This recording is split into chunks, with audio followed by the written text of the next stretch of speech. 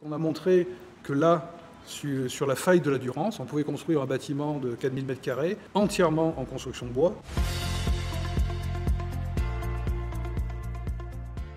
L'éco-campus Provence a été conçu sur le plateau de Valençol, en contre-haut, avec une vue assez belle sur la vallée de la Durance. On a construit le bâtiment sous une même ligne horizontale, qui finalement s'inscrit et se projette jusque vers le grand paysage, en prenant en compte l'existant, puisqu'on se situe sur l'ancienne école de métier d'EDF de Sainte-Tulle, où il y a déjà des bâtiments existants. Donc là, on est au cœur du dispositif qu'on a mis en place en qualité environnementale pour ce centre de formation qui est dédié aux énergies nouvelles.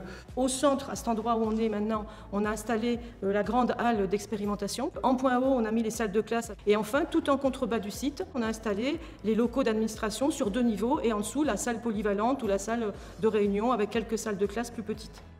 Le deuxième point fondateur, c'était aussi la prise en compte de la qualité de vie et d'usage des futurs utilisateurs en proposant des produits et des matériaux durables, pérennes. Le choix de structure est entièrement en ossature bois. On a mis en évidence des structures en LVL de hêtre. On a sur le pourtour de la plupart des façades du polycarbonate. Tous les caissons de toiture et dans les murs, on a du chanvre comme isolant pour développer cette filière-là et montrer que dans un établissement recevant du public donc de 4000 m² et 450 élèves attendus, on pouvait utiliser un isolant biosourcé. On a mis en place le dispositif des sheds qui évacue la chaleur par des sortes de puits qui récupèrent la fraîcheur l'été, qui nous amènent de l'air qui arrive ici dans les bancs des jardinières pour, avec l'échelet de cheminée, évacuer tout l'air chaud pris dans la journée l'été sur l'extérieur. Au lieu d'avoir des couloirs, on a ces espaces interclimatiques qui nous traitent aussi l'acoustique, on a juste ces panneaux bois perforés qui rendent l'atmosphère sympathique. On a ces grosses jardinières surmontées d'un dispositif où on peut amener de l'eau par brumisation pour accentuer l'effet de fraîcheur. Le dernier point qui était important pour nous dans la conception de ce projet, c'était d'arriver à exprimer dans l'architecture du bâtiment, exprimer l'exemplarité du programme qui a été conçu avec des objectifs durables très importants, fixés par le maître d'ouvrage qui était la DLVA.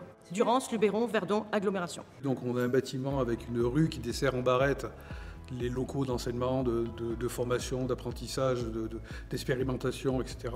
Et chaque barrette elle-même reçoit, comme là où on est ici, un patio sous verrière.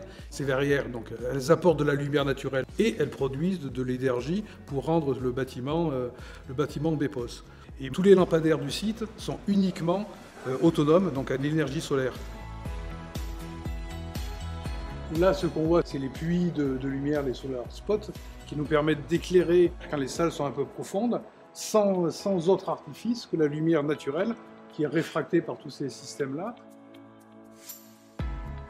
Dans la grande halle est chauffée uniquement par un plancher solaire direct. Donc on a des panneaux solaires sur toit terrasse avec un système de tuyaux dans le sol. Dans cette grande halle, on voit des choses à taille réduite qui symbolisent un immeuble. Toutes les cabanes là-bas, c'est toutes les problématiques de perméabilité à l'air, de membrane. Le bâtiment est le support pour l'enseignement des énergies nouvelles et renouvelables. Ils font l'apprentissage en grandeur nature en prenant ce qui a déjà été fait sur ce bâtiment ou des modèles réduits de ce qu'on pourrait faire.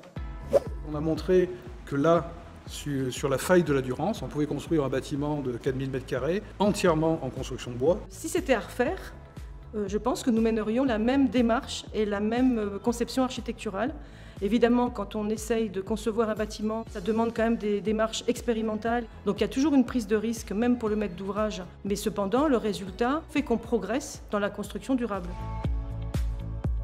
Toutes les expériences menées en termes de matériaux et la politique d'approche de site peut être reproductible sur d'autres sites avec des gens passionnés.